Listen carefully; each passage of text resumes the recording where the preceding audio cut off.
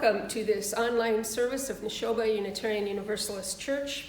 I am the Reverend Beth Lefever, pleased and privileged to serve as the minister of this congregation, and I'm so very glad that you have joined with us this morning. Our opening words are by Chief Luther Standing Bear, a 19th century Ponca chief and Native American civil rights activist. Kinship with all creatures of the earth, sky, and water was a real and active principle.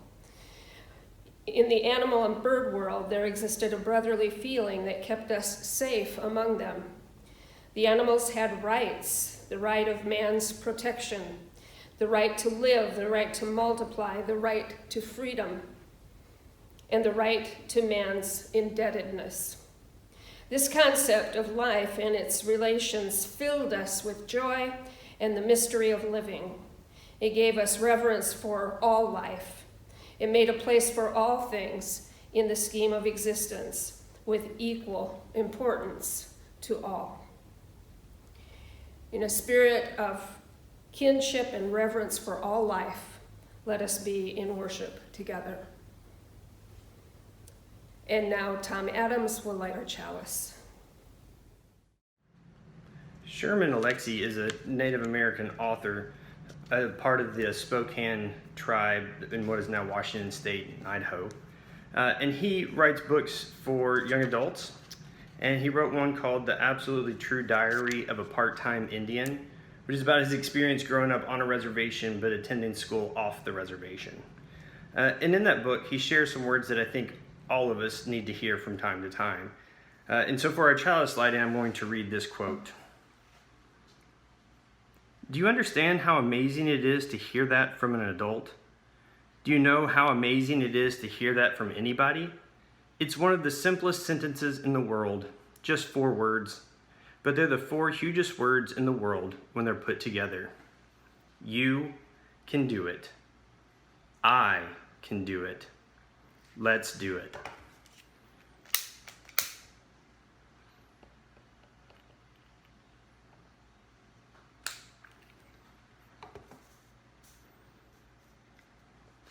Please join me now in reciting our affirmation of covenant. Love is the doctrine of this church. The quest for truth is our sacrament, and service is our prayer. To dwell together in peace, to seek knowledge and freedom, to serve human need to the end that all souls shall grow into harmony with the divine. Thus do we covenant with each other and with God. Good morning. Today's book is Knights of the Pufflings. Pufflings? They're little baby puffins, and everyone loves puffins. And something else I like about this book, it's about children and how they can do important things. This is full of photographs by Bruce McMillan, because this is a true story. And we start on Heimaey Island in the country of Iceland in April. Hatla searches the sky every day. As she watches from high on a cliff overlooking the sea, she spots her first puffin of the season. She whispers to herself, Lunda, which means puffin in Icelandic. Soon the sky is speckled with them. Puffins, puffins everywhere. Millions of these birds are returning from their winter at sea. They're coming back to Hatla's island and the nearby uninhabited islands to lay eggs and raise puffin chicks. It's the only time they come ashore. While Hatla and her friends are at school in the village beneath the cliff, the puffins continue to land. Once back, they busy themselves getting their underground nests ready, the burrows that they use every year. Hatla and all the children of Heimaey can only wait and dream of the Knights of the Pufflings yet to come. On the weekends, Hadla and her friends climb over the cliffs to watch the birds. They see puffin pairs tap, tap, tap their beaks together. Each pair they see will soon tend an egg. Deep inside the cliffs, that egg will hatch a chick. That chick will grow into a young puffling, and that puffling will take its first flight. The nights of the pufflings will come. In the summer, while Hadla splashes in the cold ocean water, the puffins also splash. The sea below the cliffs is dotted with puffins bobbing in the waves. Many of the puffins that ride the waves close to shore are young. The older birds usually fly out to sea where the fishing's better. The grown-up puffins have to catch lots of fish because now that it's summer, they're feeding more than just themselves. Hadla's friend, Adnar Ingi, spies a puffin overhead. Fisk, he whispers as he gazes at the returning puffin's bill full of fish. The puffin eggs have hatched, and the parents are bringing home fish to feed their chicks. The nights of the pufflings are still long weeks away, but Arnar Ingi thinks about getting some cardboard boxes ready. Hadla and her friends never see the chicks. Only the chicks' parents see them. The baby puffins never come out. They stay safely hidden in the long, dark tunnels of their burrows. But Hadla and her friends hear them calling out for food. Peep, peep, peep. The growing chicks are hungry. Their parents have to feed them, sometimes 10 times a day, and carry many fish in their bills. All summer long, the adult puffins fish and tend to their feathers. By August, flowering baldersbro blankets the burrows. With the baldersbro in full bloom, Hadla knows the wait is over. The hidden chicks have grown into young pufflings. The pufflings are ready to fly and will at last venture out into the night. Now it's time. It's time for Hadla and her friends to get out their boxes and flashlights for the nights of the pufflings. Starting tonight and for the next 2 weeks, the pufflings will be leaving for their winter at sea. Hadla and her friends will spend each night searching for stranded pufflings that don't make it to the water. But the village cats and dogs will be searching too. It will be a race to see who finds the stray pufflings first. By 10 o'clock, the streets of Hamai are alive with roaming children. In the darkness of night, the pufflings leave their burrows for their first flight. It's a short wing-flapping trip from the high cliffs. Most of the birds splash land safely in the sea below.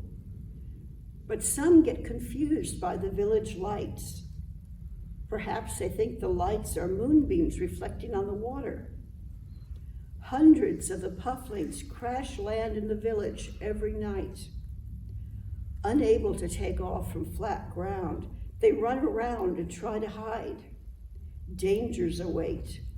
Even if the cats and dogs don't get them, the pufflings might get run over by cars and trucks. Hadla and her friends race to the rescue. Armed with their flashlights, they wander through the village. They search dark places. Hadla calls out, "Puffling," in Icelandic. "Lundi Pishjar," she spotted one. When the puffling runs down the street, she races after it, grabs it and nestles it in her arms. Arnaringi catches one too. No sooner are the pufflings safe in the cardboard boxes than more of them land nearby. Lundi Pishjar, Lundi Pishjar. For 2 weeks, All the children of Hamai sleep late in the day so they can stay out at night. They rescue thousands of pufflings. There are pufflings everywhere, and helping hands too, even though the pufflings instinctively nip at helping fingers. Every night, Hotlander friends take the rescued pufflings home. The next day, they send their guests on their way. Hotlander meets her friends, and with the boxes full of pufflings, they hike down to the beach. It's time to set the pufflings free. Hotla releases one first. She holds it up so that it will get used to flapping its wings. Then, with the puffling held snugly in her hands, she counts. Ein, zwei, there, as she swings the puffling 3 times between her legs. The last swing is the highest, launching the bird up in the air and out over the water beyond the surf. It's only the second time this puffling has flown, so it flutters just a short distance before safely splash landing. Day after day, Hotla's pufflings paddle away until the nights of the pufflings are over for the year. As she watches the last of the pufflings and adult puffins leave for their winter at sea, Hotla bids them farewell until next spring. She wishes them a safe journey as she calls out goodbye, goodbye in Icelandic. Bless, bless.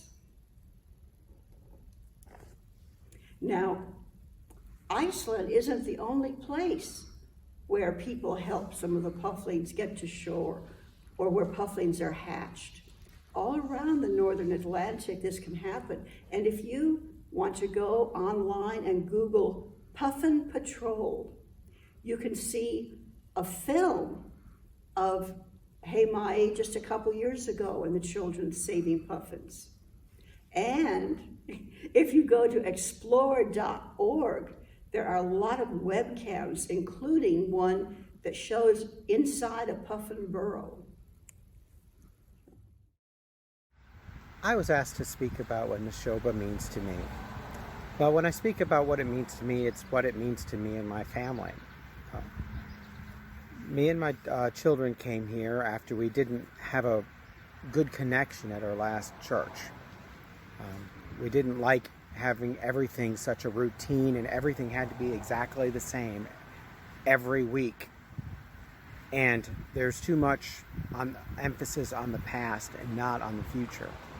I think that Neshoba shows us that we can look towards the future more, and we can be more honest about change. And I think that that's very important for me to teach my children and for me to be a part of. Neshoba is a more accepting place. I know when I go there, I don't have to worry about whether somebody's judging me as much as I do other places. And I can relax more. And I like that we think about causes and about helping others, because I always thought that that's what religion should be about, or going to a church. At Neshoba, we found a place that my kids can be happy. My daughter has found a place where she enjoys going. She hasn't really enjoyed going other places before, and she enjoys going back. And family is important, and an extended family, which Neshoba is an extended family, is something that we really need in our life, as we have no other family in the area. So that gives them that sense of other people that they can talk to, which makes things a lot better. One of the best parts about Neshoba and being in a UU church is that I'm not told what to believe. I'm encouraged to explore and learn what I believe, and I think that that's very important, and that's something that I want my kids to be able to do. I don't want them to follow anything blindly. I want them to explore and learn and grow, which is what I think that any church should be about, and that's why we go to Neshoba. John Saxon said, "A religious community is like a river, formed from the many streams of our lives that meet and merge and flow to the sea." As members and friends of this religious community, we share our time and energy, our creativity, imagination, and vision, and talents and skills and gifts, and the streams of our individual lives to create a river that is both deep and broad, a river that is made of many streams, sustains life, and refreshes the land through which it flows. But the river of this community also depends on our shared financial support that makes real our shared values and vision.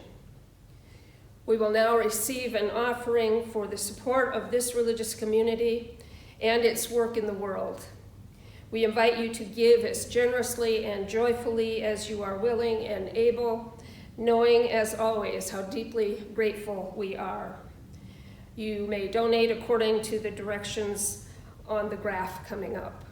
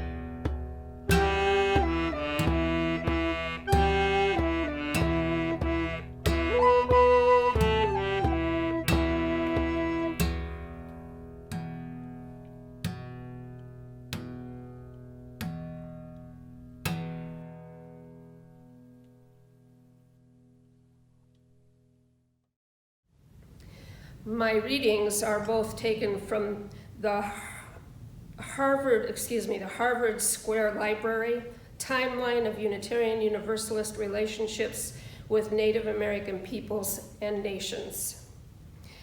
Regarding the Society for Propagating the Gospel Among Indians and Others, which was founded November 8, 1787. The Society's object was the, quote, the dissemination of Christian knowledge and the means of religious instruction among all those in their country who were destitute of them. The goal was to civilize and Christianize Native Americans as well as economically disadvantaged whites and, after the Civil War, African Americans. The Society assumed that assimilation into the mainstream white culture was morally improving.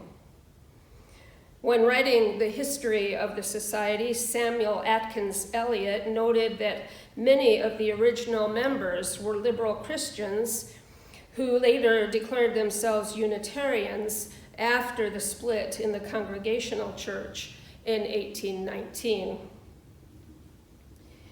And the second reading from the same source. In 1909, President Taft appointed American Unitarian Association President Samuel Atkins Eliot to the Board of Indian Commissioners. In that capacity, Eliot gave addresses such as his speech from the scalping knife to the can opener, which argued how only assimilation to white culture would save Native Americans from their own barbarism. Eliot believed that liberal Christianity was an appropriate vehicle for teaching Native character. Quote, "He must be first trained to strength of will and steadiness of purpose.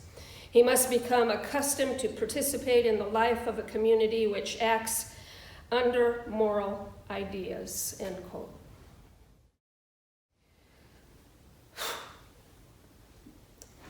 Well, those were rather unpleasant readings, weren't they? I wanted to share them with you on this, the International Day of the World's Indigenous People, because we should know them. They are important. The thing about Unitarian Universalism is, well, there's so much about Unitarian Universalism, a simple yet complicated faith.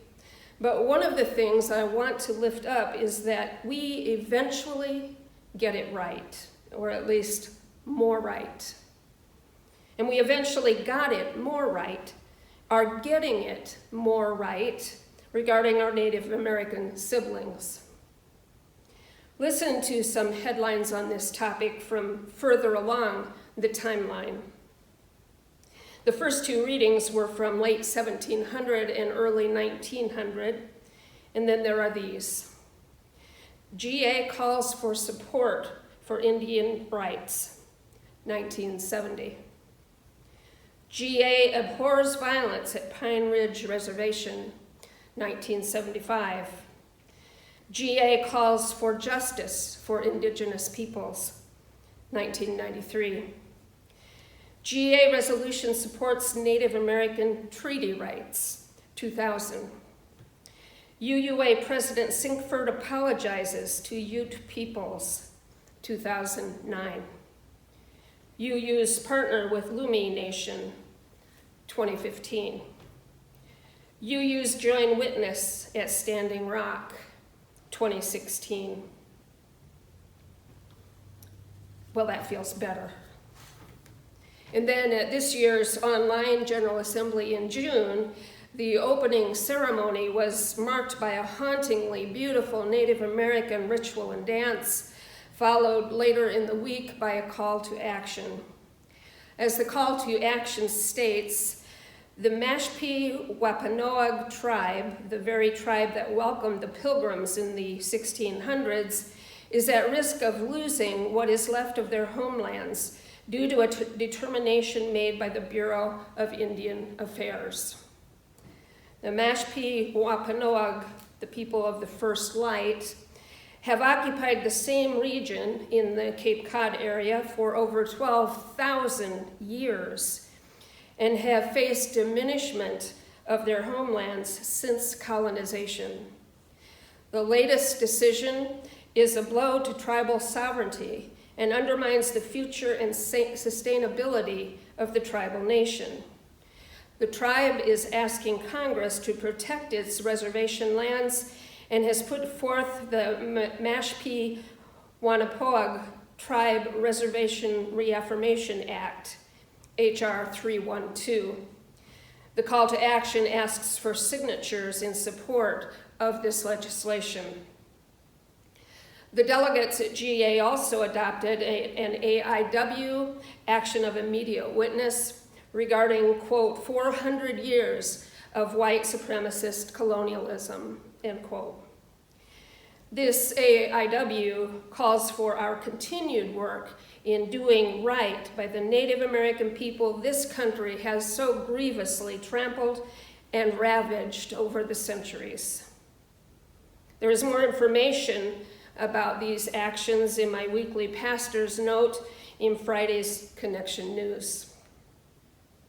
So yes, the Unitarian Universalist Association is correcting a number of mistakes in its dealings with especially Native Americans and Black Americans as well. We are learning and acting, and it's not always an easy process. It is not always a comfortable process. But it is so definitely a necessary process if we are to live up to our principles, and beyond that, if we are to help our nation live up to its constitutional proclamations and to what's simply morally right. That too is an uphill battle, and of course always has been. Listen to the statements about Native Americans from past American leaders. Founding Father Benjamin Franklin said, quote, "If it be the design of Providence to extirpate these savages in order to make room for cultivation of the earth, it seems not improbable that rum may be the appointed means. It has already annihilated all the tribes who formerly inhabited the seacoast." George Washington. "The gradual extension of our settlements will as certainly cause the savage as the wolf to retire, both being beasts of prey, though they differ in shape." Thomas Jefferson. "This unfortunate race, whom we had been taking so much pains to save and to civilize, have by their unexpected desertion and ferocious barbarities justified extermination, and now await our decision on their fate." Andrew Jackson. "They have neither the intelligence, the industry, the moral habits, nor the desire of improvement, which are essential to any favorable change in their condition. Established in the midst of another and a superior race, and without appreciating the causes of their inferiority or seeking to control them, they must necessarily yield to the force of circumstances and ere long disappear." I could go on, but I could be no further appalled than I already am. Appalled, embarrassed, ashamed. This is sure not what I learned in school. We were supposed to be the city on a hill, a beacon of hope for the world. The phrase "city on a hill" came from Puritan John Winthrop's lecture, A Model of Christian Charity, delivered March 21st, 1630, just prior to the first group of Massachusetts Bay colonists heading out to settle Boston. It has been borrowed by various presidents and politicians through the years to lift up the idea of American exceptionalism, or at least to urge us to live up to that concept. But we have so egregiously failed. From the beginning, when we first began to steal the land and the lives and the culture of those who came first, those who were here before, the first peoples of this land, and on up through the appalling horror of slavery, and then Jim Crow laws, and most recently, the caging of immigrant children and the federal Gestapo-like troops unleashed on American cities to shut down largely peaceful protests against prejudice and oppression. We have so egregiously failed. When we first came to this country, we brought with us the belief that we were better than others, morally superior, and thus had the right to violently force our morals, habits, religion, and culture on everyone else. An egregious failing. Pushed by greed, arrogance, and the audacious belief that a fundamental Christianity was ours to force on all others regardless of their own spiritual beliefs or practices, an egregious failure. What this teaches us, or should, is that we are not the city on a hill, but just another city in the world. And that's okay. We are not exceptional, but rather average, and that's okay. We are not populated by a people of extraordinary wisdom, strength, or moral infallibility, but rather a people who try hard to make it through, our families intact, our hopes and dreams alive, and our compassion when well tended, a life-giving, life-sharing trait. If we could somehow give up the idea of American exceptionalism and come to embrace the wonder of all life, of all cultures, of all distinct and diverse and fascinating religious beliefs, the wonder of the common journey all people are on, all people throughout the world, and the wonder of love that sometimes abides and could more and more often abide if we learn to cherish the other and honor their place in the world. If we could do that, well, that just might be exceptional. But we've got a long way to go. Just like most other countries in the world, which also have aberrant track records of violence and oppression and injustices, we have a long way to go. But we can get there, all of us. Religion in its best forms can help guide the way. And I am grateful that our faith tradition, flawed as it is, and populated by a largely average bunch of people, is trying so very hard to do so, as it should be. It is Indigenous Peoples' Day. Let us take a moment to recognize the injustices our country has and continues to perpetrate on Native Americans, and let us take a moment more to consider how we might help. May it be so, and amen.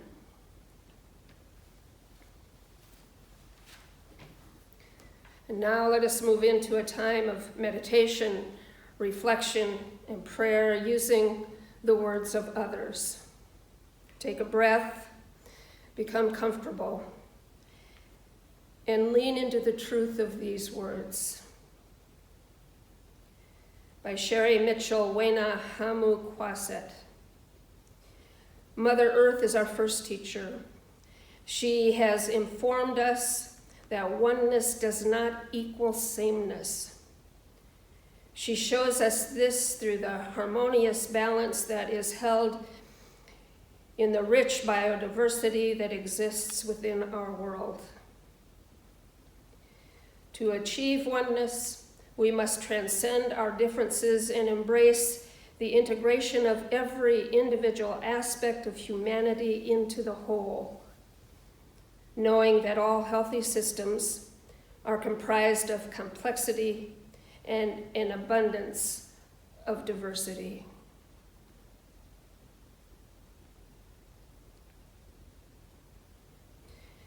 And from Indigenous Australian artist and activist Lilla Watson. If you have come to help me, you are wasting your time. But if you have come because your liberation is bound up with mine, then let us walk together.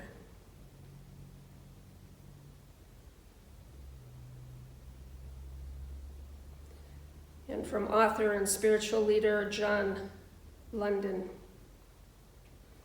You are the sun and the rain, the water and the plants, the birds and the animals. There is no such thing as nature apart from you and me. You are nature.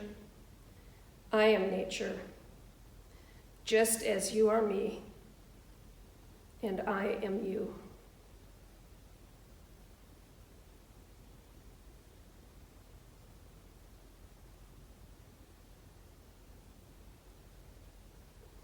Amen. And let us take the wisdom of these truths with us until we meet again. Until that time, peace and blessed be.